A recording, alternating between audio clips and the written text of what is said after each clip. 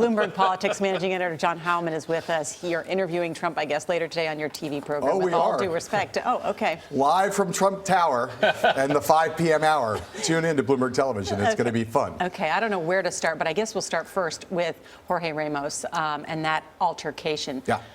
Was Jorge asking a question or was he making a point? He was making a little bit of a speech, and you know, look, no one can condone the idea of journalists being kicked out of press conferences by security guards, and it's not a good look for any candidate to be doing that to the press.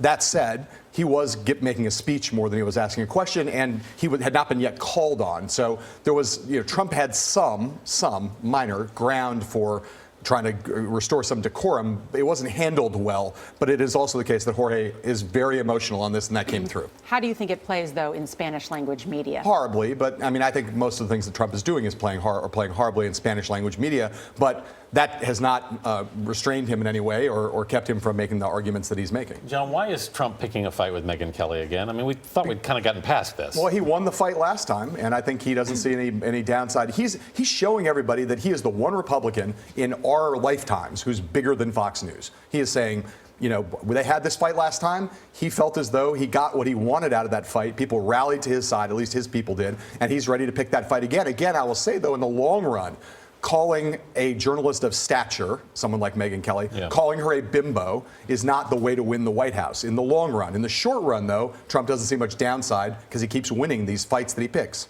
Is this just a long-running stunt? I mean, is this a legitimate fight between Fox News and Trump? I mean, he still goes on their air. Well, he does, and you know, I think as long as